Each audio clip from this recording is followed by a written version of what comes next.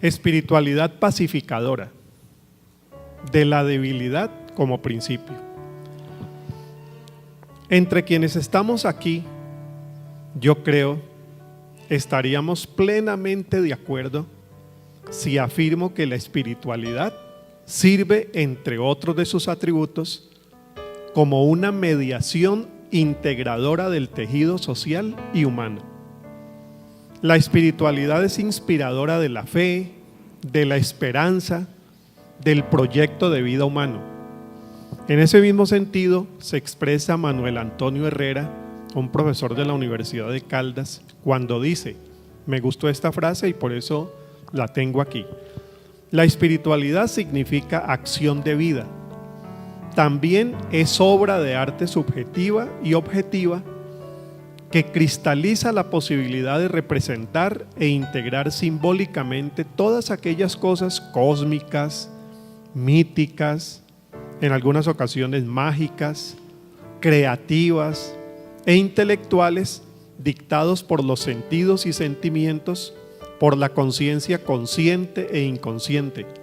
Y termina con esta partecita que es la que más me interesa. La espiritualidad es inspiradora de la fe y la esperanza del proyecto de vida humana. Bueno, vale aclarar que cuando hablamos de espiritualidad estamos hablando de algo que tiene que ver con más allá que religión o rito. Pero la discusión se inauguraría tan pronto nos preguntemos de cuál espiritualidad estamos hablando. Que es buena, pero ¿de cuál estamos hablando? Entonces allí se haría mucho más interesante el diálogo. ¿De cuál espiritualidad estamos hablando? Porque así como es cierto que hay una espiritualidad que promueve la convivencia y la inclusión, hay muchas que fomentan la intolerancia y la exclusión. Hay espiritualidades de paz y hay espiritualidades de guerra. Hay espiritualidades de esperanza y hay espiritualidades de desesperación y de odio. Uno de los escritores que hizo reiteradas referencias a estas últimas espiritualidades y que cuestionó por esa razón a todas las espiritualidades fue José Saramago. Este escritor portugués fue un crítico acérrimo de la religiosidad que se ampara tras la figura de Dios para fomentar la violencia, excluir a los que piensan de forma diferente y para justificar las injusticias. Y dio la batalla escribiendo novelas, escribiendo artículos, haciendo ensayos cortos y largos, hablando, donde pudo habló.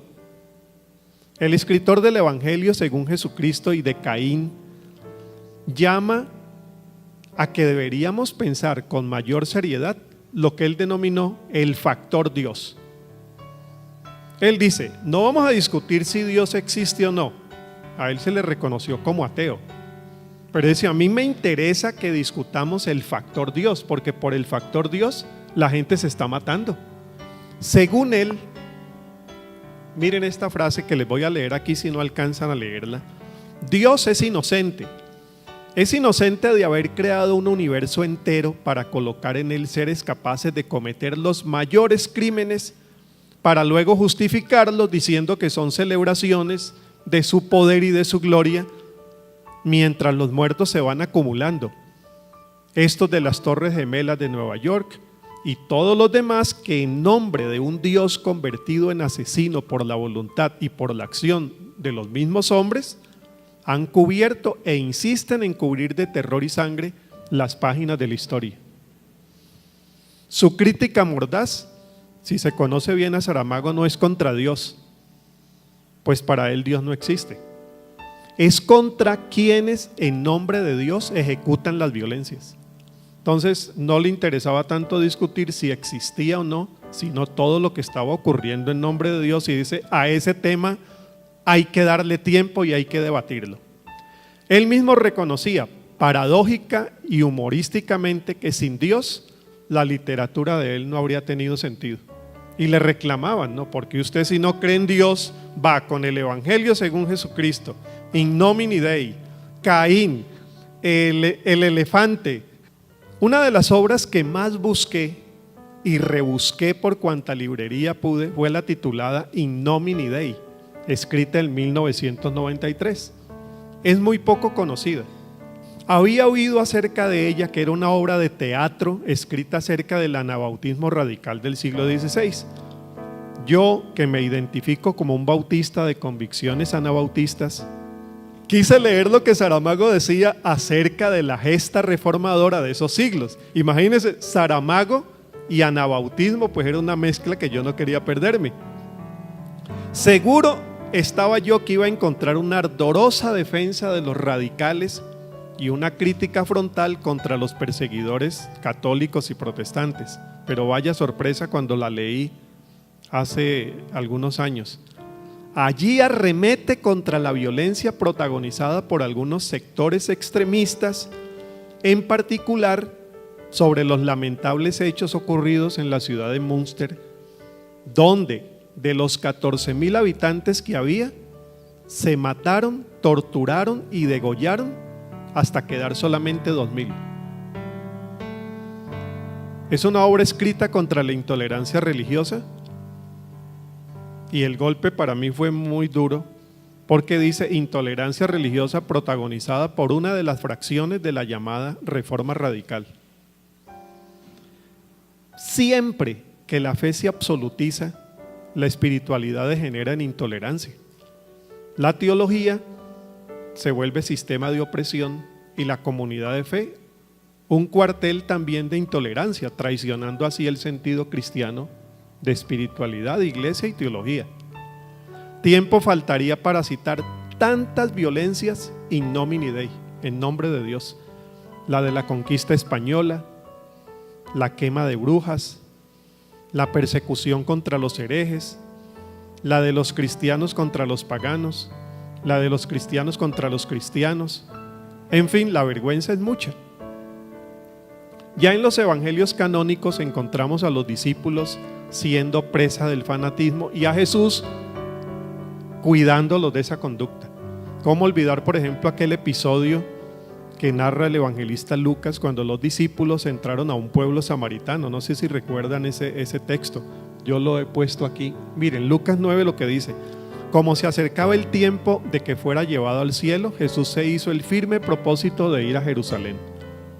Envió por delante mensajeros que entraron en un pueblo samaritano para prepararle alojamiento, pero allí la gente no quiso recibirlo porque se dirigía a Jerusalén. Cuando los discípulos Jacobo y Juan vieron esto, le preguntaron: Señor, ¿quieres que hagamos bajar fuego del cielo para que los destruya? Pero Jesús se volvió a ellos y los reprendió. La espiritualidad cristiana es por esencia y definición pacificadora. Ella encarna el shalom como principio de vida cotidiano y como vocación social y política. Es una espiritualidad, al decir de Juan Driver, que se expresa en la esperanza y consiste en creer en aquello que parece ser imposible: la reconciliación de los seres humanos entre sí y con Dios en una convivencia radical caracterizada por justicia y paz. Driver siempre tan claro y profético.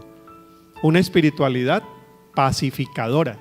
Tenemos entonces que la espiritualidad sí es una mediación integradora del tejido social y humano, pero tenemos también que hay que aclarar que no cualquier espiritualidad cumple con ese noble fin, porque las hay también, como dijimos, generadoras de fanatismo, intransigencia, legitimadoras con el santo nombre de Dios de todas esas barbaridades.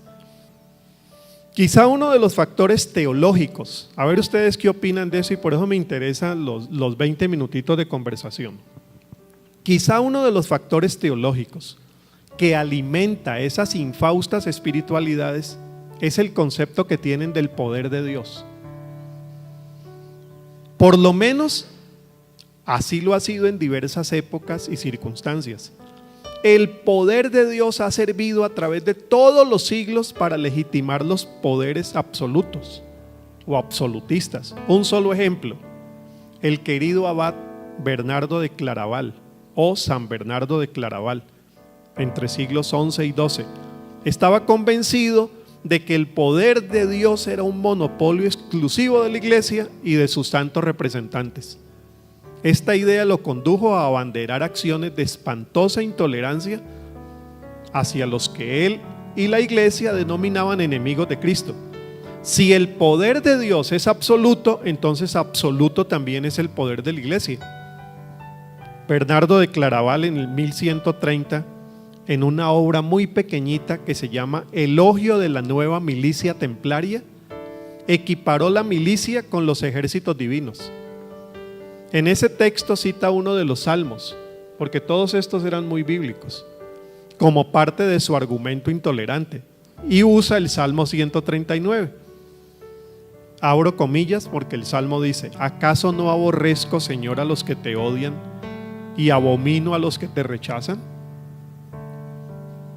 Al pensar en el papel de nuestras comunidades de fe en el posconflicto colombiano, me parece a mí que se hace necesario reconsiderar lo que creemos acerca del poder de Dios, del poder del Espíritu que según Hechos 1:8 se nos ha concedido a nosotros. Recibiréis poder.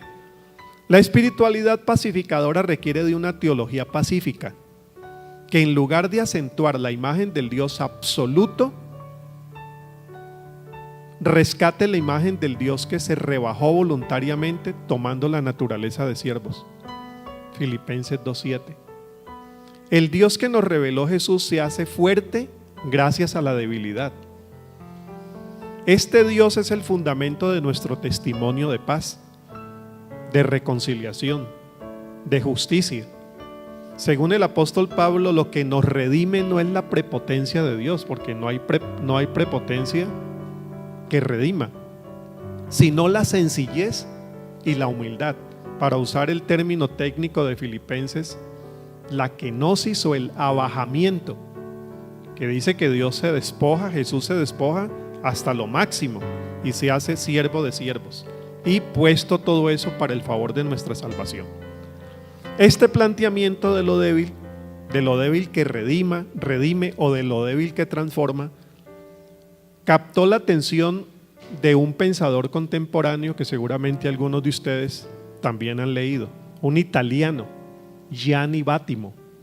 Vattimo, en palabra de uno de sus presentadores, es el filósofo que ha luchado durante toda su vida contra la rigidez y la objetividad, contra los absolutos que nos aprisionan.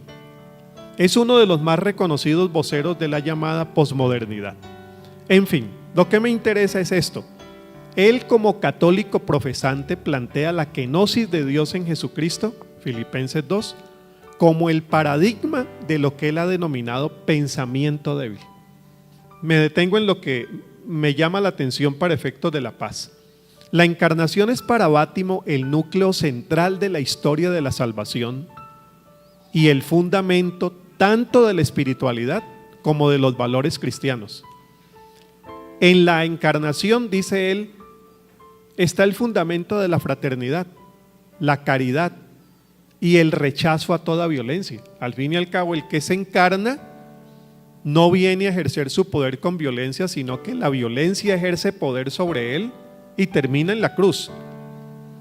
En una de sus obras, él dice, y solamente voy a mencionar esta frase de él: la única gran paradoja y escándalo de la revelación cristiana es justamente la encarnación de Dios, la kenosis, es decir, el haber puesto en juego todos aquellos caracteres trascendentes, incomprensibles, misteriosos y creo también extravagantes, que por el contrario conmueven tanto a los teóricos del salto en la fe, en cuyo nombre en consecuencia es fácil dar paso también a la defensa del autoritarismo. En otras palabras, vamos a lo que más nos interesa. Para Bátimo, el pensamiento absoluto, fuerte, trascendente, casi siempre está asociado a prácticas absolutistas, totalitaristas y violentas. Por lo tanto, para él es necesario no un pensamiento tan fuerte, no un pensamiento fuerte, sino un pensamiento débil, que desde la grandeza de su humildad genere prácticas dialogantes, inclusivas y pacificadoras. No puedo imaginar cuántas lecciones tendríamos que derivar nosotros de esas afirmaciones para procesos de paz. Entonces, explicando de una manera más sencilla, él dice, es que prácticamente hemos vivido por siglos fundamentados en grandes pensamientos que son pensamientos fuertes, en grandes verdades políticas. Y él, siendo comunista, critica el marxismo, dice, el marxismo fue un gran pensamiento fuerte, es un sistema que se explica completamente, es una verdad casi que indiscutible, ahí está toda la verdad, dice, pero ¿a qué lleva en la práctica?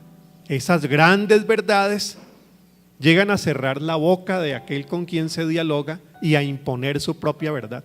La ciencia se ha manejado con un pensamiento fuerte, por eso la ciencia no dialoga. La ciencia informa su descubrimiento y quienes no somos científicos callamos frente a la ciencia. Así la ciencia se haya equivocado. Y la teología, igual. Después de que Santo Tomás se ha escrito más de 30 tomos y San Agustín más de 35, ¿quién va a discutirle a esta gente? Pero Bátimo hace el salto a la ética. Él dice, los pensamientos fuertes ¿a qué nos llevan? A la intolerancia. Y él se detiene en el campo de la teología. Entonces, cuando yo tengo la verdad, ese es un pensamiento que no dialoga con nadie. Es un pensamiento que sencillamente se impone. Para nuestro propósito, les propongo ahondar un poco más en la relación que él plantea entre pensamiento débil y espiritualidad pacificadora, y ahí vamos aterrizando. La crítica al pensamiento fuerte es, entre otras, una crítica a la ciencia, a la tecnología, a esos sistemas políticos que, como decíamos, resultan absolutos. Más interesante aún resulta saber que Bátimo arriba a esto del pensamiento débil tras la búsqueda de nuevas alternativas éticas. Pero nuestro interés en esta ocasión se mantiene en el pensamiento débil en relación a la espiritualidad como promotora de paz. Las intuiciones filosóficas y teológicas en ese sentido son, me parece a mí, muy provocadoras e iluminan nuevas posibilidades de pensar la fe en estos escenarios de hoy. Intuiciones que también deben ser evaluadas críticamente: espiritualidad y pequeñez. Habiendo dicho lo anterior, entonces tratemos de hacer una aplicación. Nos corresponde ahora considerar las insinuaciones del italiano Bátimo en el contexto del tema de esta tarde, la espiritualidad pacificadora. Esta, como se planteó desde el inicio, demanda que rescatemos la imagen del Dios despojado, que tomó naturaleza de siervo y a partir de la debilidad nos entregó la paz. Es lo que dice Efesios 2:17. Estando así, nos entrega su paz. Otra expresión del despojamiento de Dios lo encontramos en los evangelios cuando Jesús se puso una toalla en su cintura para lavar los pies de los discípulos. Texto muy conocido de Juan capítulo 13. Jesús sabe que el Padre había puesto todas las cosas bajo su dominio. Interesante ese texto. Él me ha puesto todas las cosas bajo mi dominio, que había salido de Dios y a Él volvía. Juan 13:13. Entonces uno dice, bueno, lo que sigue va a ser, aquí viene la última palabra. Si Él ha salido de Dios y Él viene con toda la autoridad de Dios, ya sabemos lo que va a hacer. No, lo que hace es tomar la toalla, arrodillarse y lavar los pies de sus discípulos.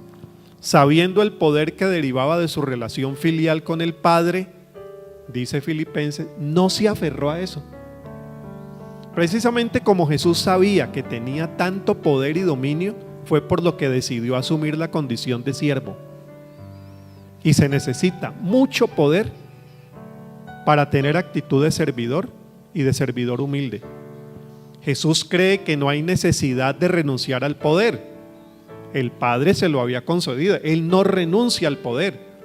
Él no diluye el poder. Él no desconoce la existencia del poder. Lo que hace es reorientar la función del poder y convertirla en poder para servir. Para él la verdadera grandeza está en hacerse pequeño, como se lo enseñó a los discípulos en Marcos 10. Y es en esta debilidad o en esa pequeñez donde se devela el secreto de la paz que redime. Quizá pudiéramos acuñar aquí el término espiritualidad débil, como una forma de expresar que es a partir de la debilidad vivida y ejemplificada por Jesús como se construye la paz y se da testimonio del reino, en lugar de buscar los atajos del poder arrogante. Hablar de una espiritualidad débil significa, en primer lugar, que nuestra manera de seguir a Jesús debería estar marcada por la humilde disposición al diálogo, en lugar de afirmar con altivez los absolutos que nos distancian de quienes piensan diferente a nosotros, de quienes no creen lo que nosotros creemos y de quienes decidieron vivir con patrones de vida que no son los nuestros. Bien conocida es la pretensión eclesiástica de querer conocer las verdades, descubrir la verdad, saber la verdad y desde su conocimiento dogmático dictar las normas finales para la vida de toda la sociedad. Y ahí nos hemos pasado siglos. Una iglesia así confunde la diferencia entre pecado y delito. Todo lo que es pecado se le vuelve delito. Confunde la fe como propuesta de vida personal con la fe como patrón de vida impuesto por la ley. Desde estas ínfulas no se promueve paz. Por el contrario, desde allí se incitan las discriminaciones excluyentes y se marginan las posibilidades de dar testimonio de la caridad y la acogida que reconcilia. Del mismo modo, hablar de una espiritualidad débil significa tener la disposición como individuos, como comunidades de fe, como familias, de vivir en una sociedad donde la religión cristiana está perdiendo sus prerrogativas de religión oficial y en su lugar se instauran modelos laicos de convivencia plural. Es lo que estamos viendo en América Latina. Vivir en el laicismo, condición propia del actual momento cultural, requiere de una espiritualidad centrada en el espíritu de Jesús, que vivió la fe no como religión, libre de encasillamientos institucionales y de manipulaciones del poder. En este aspecto, la voz de Bonhoeffer, el mártir alemán, tiene plena vigencia cuando enseñaba a los cristianos a ser comunidad de los hijos de la tierra. Algunos lo llaman padre de la teología de la secularización. Para él no era problema. Al fin y al cabo, habíamos sido llamados a ser hijos de la tierra antes que hijos de la iglesia, decía Bonhoeffer. La espiritualidad pacificadora convive también con la libertad entre el pluralismo religioso, la interculturalidad y el laicismo. Allí da testimonio de convivencia radical y compasiva porque la fuerza de su mensaje se funda mejor en la grandeza de su pequeñez y en su compromiso con la justicia y la reconciliación. Segunda de Corintios 5:20. Esta espiritualidad se descarga de su fardo dogmático a partir de opciones de moral práctica. Se apoya en una reflexión teológica firme, sin que esa firmeza le impida escuchar las diversas voces de la verdad. Camina seguro de que Jesús es la fuente de la vida y anuncia su nombre con compasión, mas sin imponer su discurso con intenciones proselitistas. Cultiva la piedad, pero sin sucumbir a las tentaciones de la religiosidad vacía, como casi siempre está, de sentido ético y de proyección social. Más atrevido pudiera ser hablar entonces de iglesias débiles. Y termino aquí. Por lo dicho hasta ahora, arribo a una sola conclusión, quizá atrevida: proponer para este mundo y para esta Colombia inundada de fanatismos renovados y de fundamentalismos rancios, de religiosidades vetustas y de espiritualidades asfixiantes, una iglesia que promueva la paz y la modele en sus prácticas diarias, que se arriesgue a soñar con una sociedad distinta donde brille la dignidad, la comprensión, el respeto mutuo. Esta es mi propuesta: iglesias débiles, cuya fortaleza depende de su humildad y su grandeza se fundamente en el amor desinteresado, como Jesús, cuyo baluarte sea su fe en Dios vivida con sencillez y caridad. La fe tradicional y con ella las iglesias tradicionales, dicen los que estudian estos fenómenos, están cada vez en vías de extinción.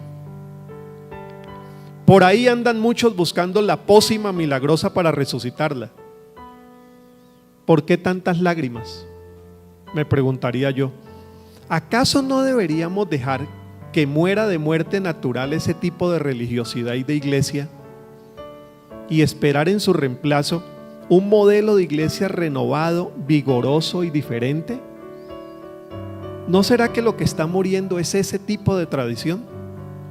Porque si lo que está muriendo efectivamente es la comunidad de fe de decisiones verticales, de modelos patriarcales, de sacerdotes y pastores impositivos, de feligresías sometidas, donde la sana doctrina se confunde con la única e inalterable verdad denominacional, donde el rol pastoral se afirma con caudillismo y autoritarismo, y donde el poder de Dios es sinónimo de absolutismo militar, si eso es lo que está muriendo, pues yo voy al entierro.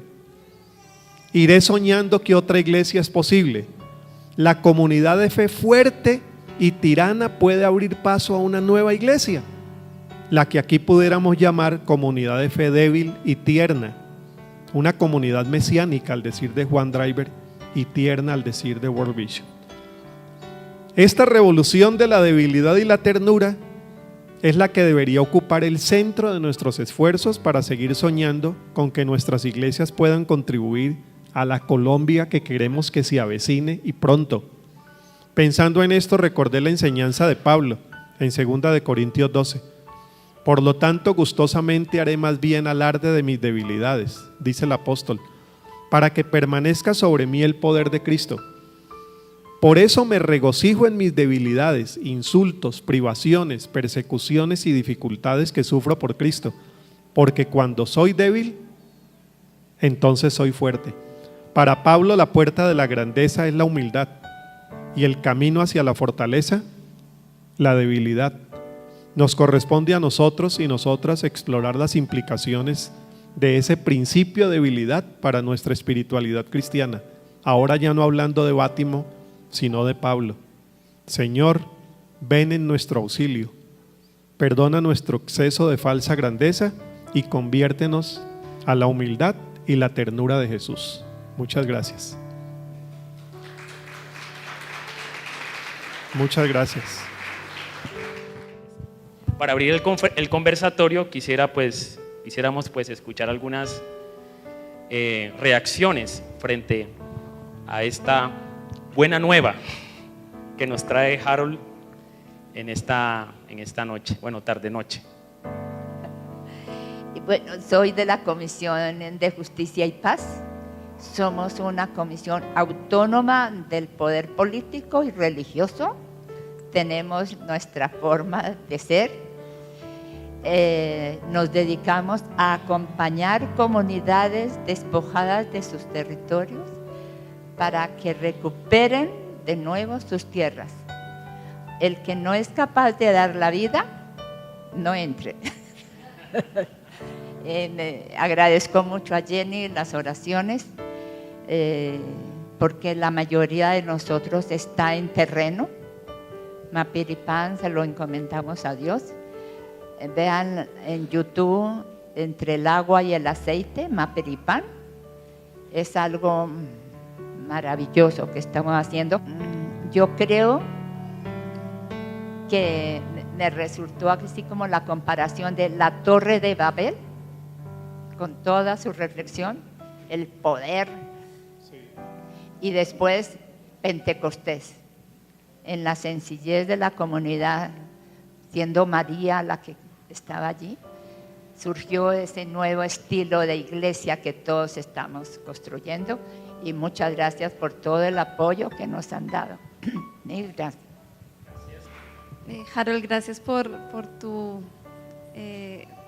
ese mensaje tan importante. Yo creo que en DIPAS hemos estado en muchas reflexiones sobre cuál es el papel de las iglesias aquí en Colombia de cara a la construcción de la paz y en esta coyuntura sociopolítica que estamos viviendo, que no es sencilla. Aparentemente hay unos avances importantes en lo que está haciendo el gobierno y las FARC, pero también en la práctica, en los territorios, en las zonas rurales, uno ve tantas situaciones tan difíciles, de tanta injusticia, de tanta vulnerabilidad para la gente, que seguimos preguntándonos, ¿no? Realmente cuál es ese papel que tenemos hoy, que el Señor quiere que tengamos hoy de manera pertinente. Y tal vez se hace más profunda esa pregunta cuando hoy en día, ahora todo el mundo resultó ser experto en construcción de paz. Entonces estamos en escenarios eclesiales y no eclesiales, y ahora son los pasólogos. Y tal vez no sé, en el área de la reconciliación si serán los reconciliólogos, algo así. Pero todo el mundo es experto. Pero a la hora de preguntar cuál es ese paso a paso o cuáles son esos tips que aportamos a la construcción de la paz, ahí nos quedamos cortos. Yo creo que para mí sería interesante escuchar un poquito en el marco de esa debilidad que termina siendo nuestra fortaleza, cuáles serían esos elementos prácticos que podríamos aportar a la construcción de paz. Gracias, mi nombre es Alejandra Albornoz y bueno, hago parte de Paz también con Mencoldes.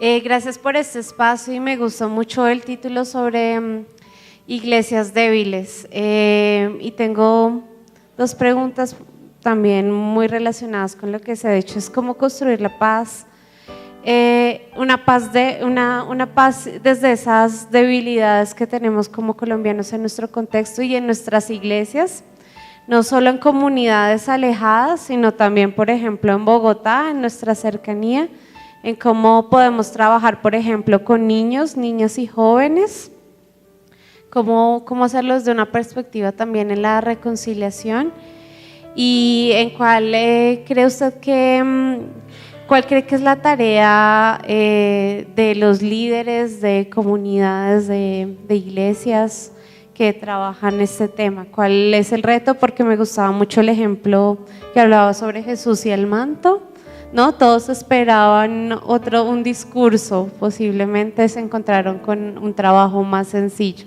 Entonces, ¿cuál es su opinión?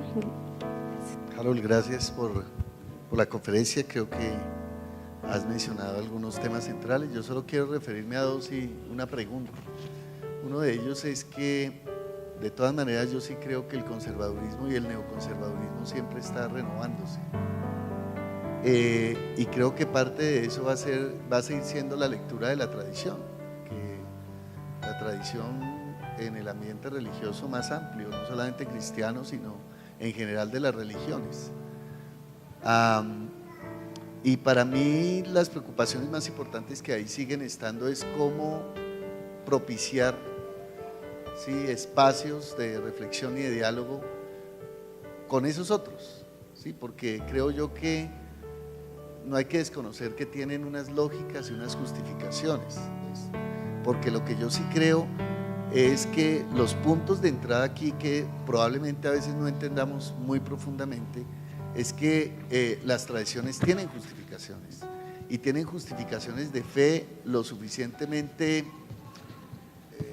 históricas como para seguir ahondando y ahondando y ahondando per secula. Y creo que ese es un tema que nosotros mismos debemos tener en el horizonte. Sí, yo podría tener esperanza en que esas declaraciones que hacen los intelectuales españoles pudieran ser, pero también tengo otro tipo de declaraciones desde América Latina y en otros lados del mundo donde el neoconservadurismo se fortalece y donde yo lo que considero es que no es solamente la esperanza de que el neoconservadurismo deje de ser, sino cómo hacemos para que abordemos entre todo otro tipo de justificaciones, ¿no? Desde 1962 que arrancaron los violentólogos, no son los pasólogos, ¿no? Son los violentólogos, desde el primer libro que hay de violencia en Colombia, ¿sí?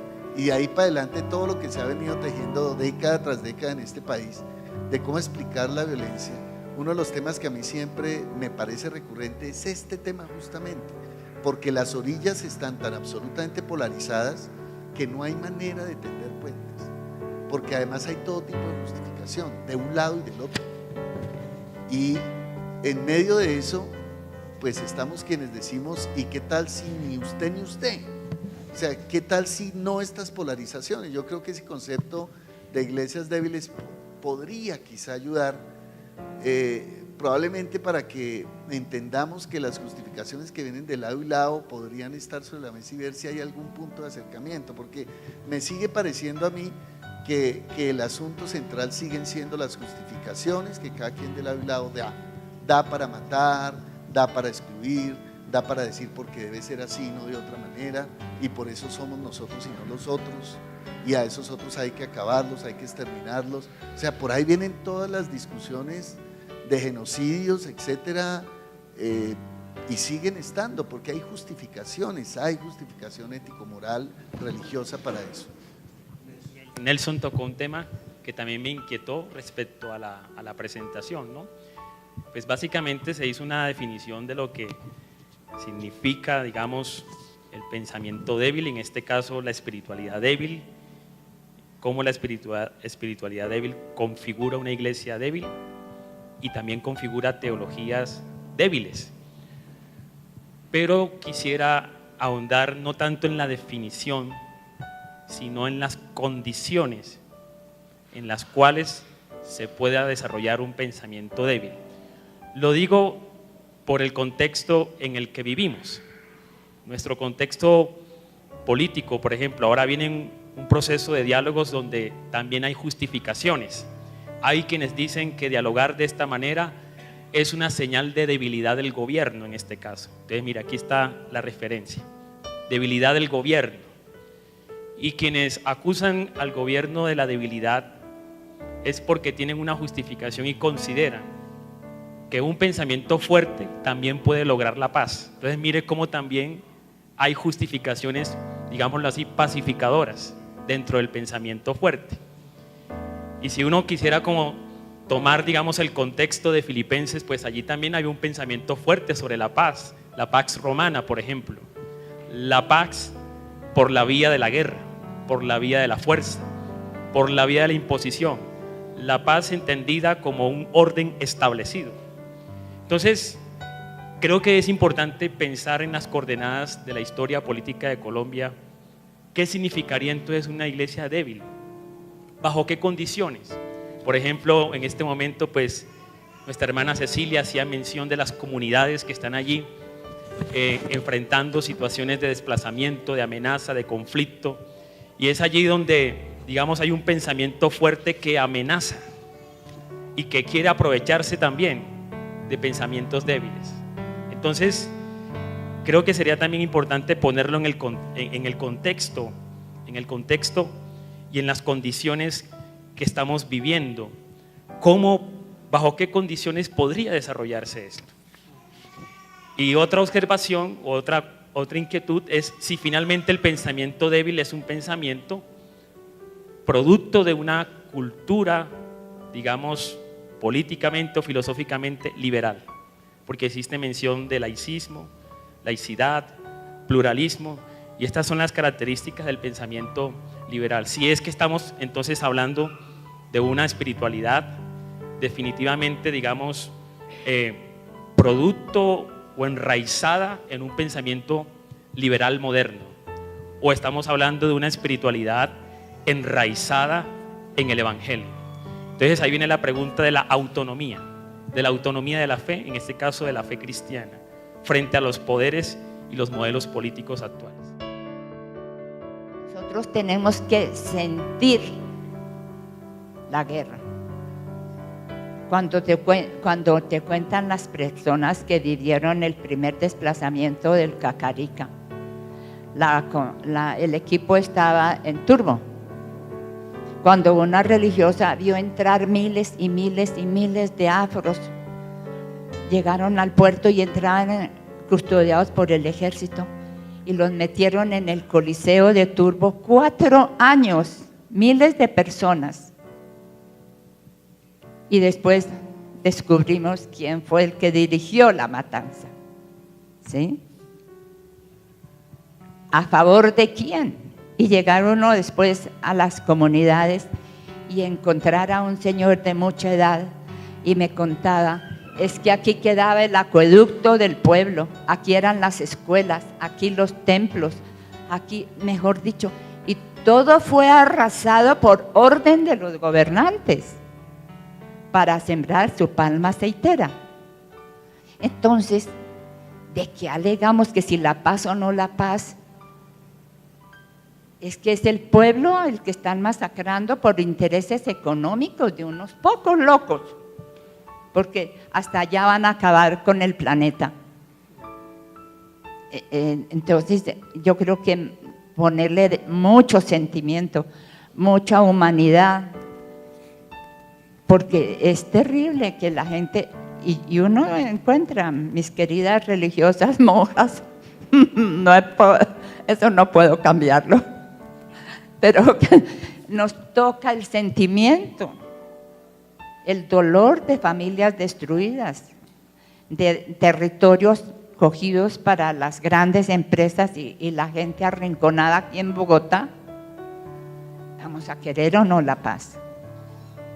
Y yo sí pienso que este tema de pensar en una iglesia diferente y que definitivamente muera una iglesia que ha crecido bajo ciertos vicios, por así llamarlos, es importante en este tiempo.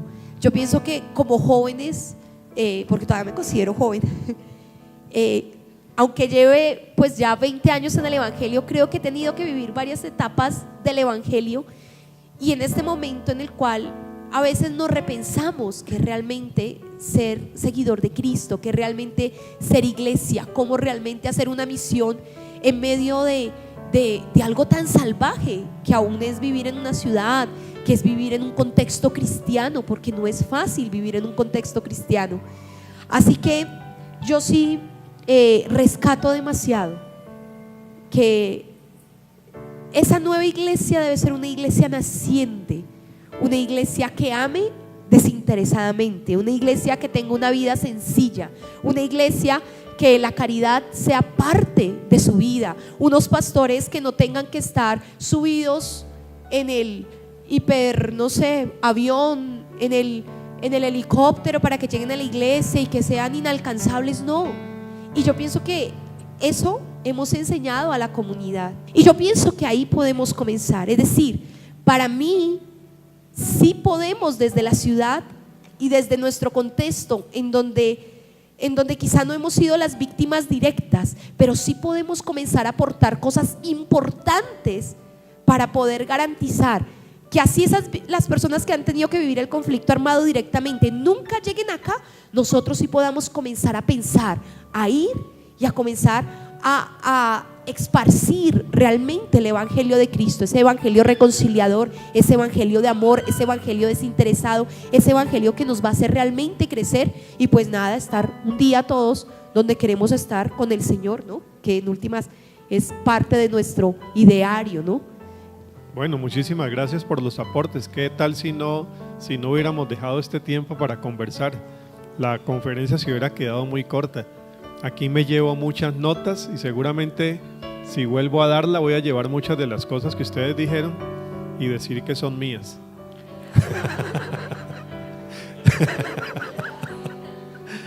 De verdad que la han enriquecido mucho. Muchas gracias. Creo que en la mayoría de las participaciones no hubo una pregunta, ¿cierto? No se trataba tanto de preguntar, sino de enriquecer y hacer sus contribuciones a lo que yo había propuesto.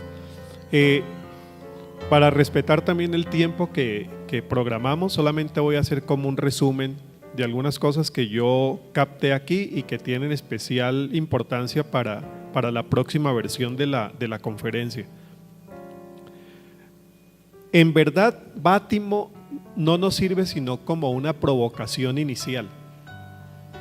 Yo creo que lo que sí se constituye como fundamento es no debilidad en Bátimo, sino debilidad en Jesús y en Pablo. Yo creo que ahí está el referente.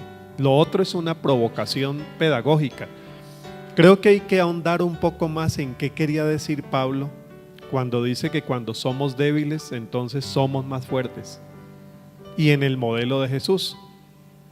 Porque en verdad ese modelo de debilidad tiene que ver con el modelo también de pequeñez que aparece en muchos de los discursos de Jesús, en el ejemplo de vida de Jesús, pero que aparece desde el inicio de la Biblia. Eso ha permanecido siempre, es el pequeñito y despreciado que al final tiene la solución de todo. El que quedó de último, ahí vuelve a aparecer lo débil, lo pequeño. Yo hice aquí una lista cortita. José, el último de los hermanos, el que venden, al final es el que trae la solución. Ruth, Daniel, David. ¿Se acuerdan que dice, y no les queda otro hermano? Dice, sí, pues hay uno, pero ese es el que viene con el vianda y yo no creo que usted tenga interés en él. Bueno, quiero verlo. Y ese al final es el que vence a Goliat. Jesús, bueno, como máximo representante de ese paradigma que aparece en toda la Biblia. Entonces yo me iría más a ese concepto de debilidad que quisiera explorar en Jesús y en Pablo, con esos referentes que, como digo, vienen desde José o antes, mostrando la debilidad que transforma. En quien menos espera es en quien más se encuentra. Habría que descubrirlo allí. Si vamos a la teología, quienes hablan del Dios crucificado, el Dios débil, nos ayudarían mucho, como el caso de Moltmann, Bonhoeffer, John Sobrino, el anabautismo radical, y hay una extensa tradición teológica que habla también de esto. Entonces, esto voy a tenerlo en cuenta. Por otro lado, Nelson hizo un aporte que para mí vale mucho, que aquí no se trata tanto de enfrentarnos o de seguirnos enfrentando unos con otros, y de seguir yéndonos de una orilla a otra y alejándonos y distanciándonos más de la otra orilla, que por muy criticable que nos parece, juega también una parte importante en procesos de pacificación. A la manera de Jesús, sí, cómo confronta a Jesús, pero también cómo Jesús integra a quienes cualquier radical político de su tiempo no hubiera integrado. Que aquí de lo que se trata es de reconciliación y no enfrentamientos con la verdad débil. Y es lo difícil, y el lugar que ocupa el conservadurismo religioso y teológico en procesos de transformación. Hinkelhammer, el pensador alemán costarricense, dice que en verdad los grandes saltos cualitativos que ha hecho la sociedad en Occidente en los últimos siglos han dependido más de los conservadores que de los progresistas. Y dice, como ejemplo, Monseñor Romero, que era un conservador y que muestra ese otro rostro también en el momento más necesitado para El Salvador. Entonces, ese asunto de la reconciliación vale también tenerlo en cuenta. La hermana Cecilia comenzó hablando de la esperanza. Yo creo que meditaciones como las que hacemos aquí o alrededor de estos temas, cuando las hacemos en la iglesia, a lo que deben llevarnos es a renovar la esperanza, la esperanza en lo pequeño, la esperanza en lo que seguimos haciendo aunque no seamos muchos, la esperanza en la pequeña comunidad, en los pequeños lugares donde seguimos construyendo paz, escuela dominical, pequeñas escuelas en los barrios, pequeños grupos juveniles, que en un mundo que ha dejado de apreciar lo pequeño para admirar solamente lo exitoso y grandioso, pues ahí tenemos un principio del Evangelio que dice que en eso pequeño hay una esperanza inmensa.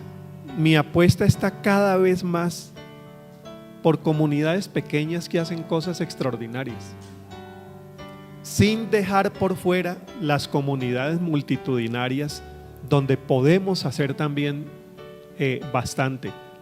Pero digo, mi apuesta está por eso que el Antiguo Testamento llamaba el remanente fiel, los poquitos que a partir de esos terminan siendo germen de transformación. ¿Por qué conviven las dos lecturas? Siguen conviviendo. O las dos lecturas o las dos orillas.